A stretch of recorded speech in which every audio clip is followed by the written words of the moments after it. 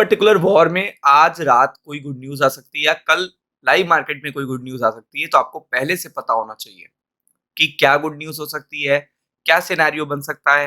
ये सारी बातें आपको पता होनी चाहिए और ऑलरेडी काफ़ी हिंट देखिएगा, ईरान के राष्ट्रपति तो दे ही चुके हैं, लेकिन दोनों इन्फॉर्मेशन आपके लिए इम्पोर्टेंट है कि आज क्या होने वाला है और ईरान चाह क्या रहा है, ईरान का स्टेटमेंट क्या है। दोनों चीज़ें आपको पता होनी चाहिए।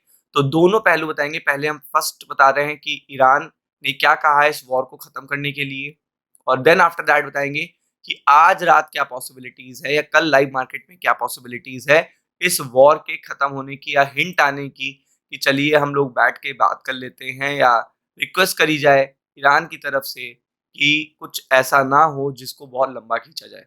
तो ये चीज़ बहुत इम्पोर्टेंट है। तो चलिए एक-एक करके शुरू करते हैं। तो सबसे पहले देखिएगा, अमेरिका के देखिएगा, यहाँ पे राष्ट्रपति बोले हैं कि यहाँ पे सबसे बढ़िया तरीके से कि ईरान ये बात छोड़ दे या अमेरिका भी इसको देखेगा डिसरिस्पेक्ट में ना ले कि यहाँ पे किसी की भी जीत हो रही है, किसी की भी हार हो रही है।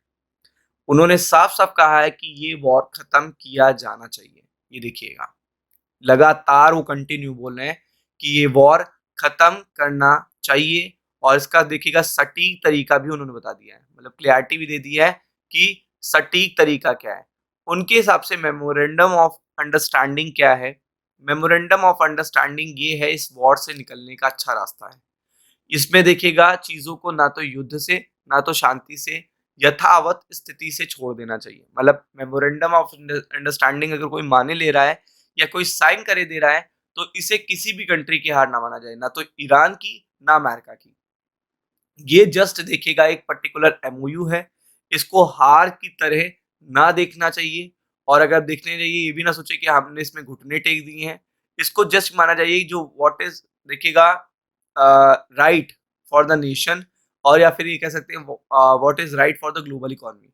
मतलब आपको पता है स्ट्रेट ऑफ हॉर्मुज़ के कारण कितना लोग परेशान हो रहे हैं, ये आप सभी जानते हो।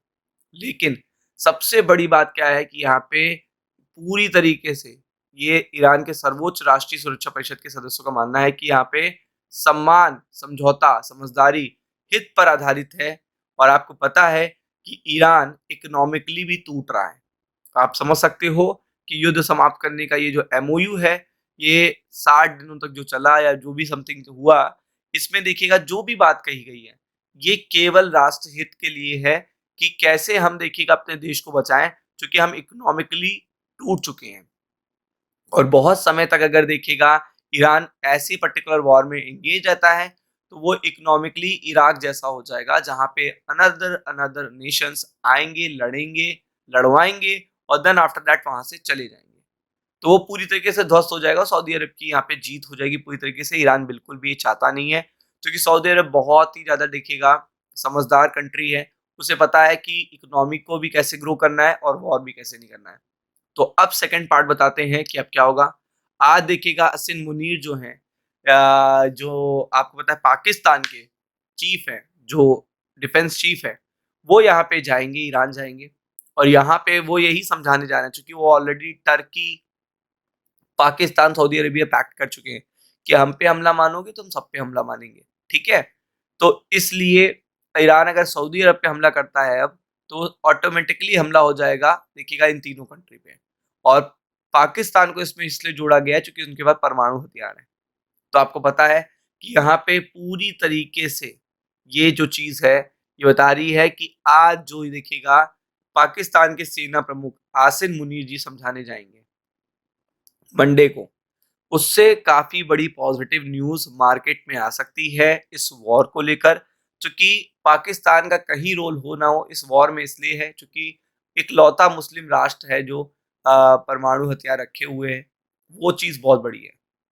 पाकिस्तान की कोशिशों का ये पूरी तरीके से देखिएगा मीडिएटर बन के इस वॉर को ख़त्म कराने का क्रेडिट लेना भी है और आपको पता है कि ईरान ऑलरेडी देखिएगा बैक फुट पे है इकोनॉमिकली, इन्फ्लेशन वहाँ पे पीक पे है, आपके रिज़र्व्स वहाँ पे देखिएगा लगातार ओवरफ्लो हो रहे हैं और स्ट्रेट ऑफ हॉर्मुज़ पे देखिएगा आप कोई बहुत ज़्यादा रिएक्शन लोग दे नहीं रहे हैं, कोई भी कंट्री आगे आ नहीं रही है।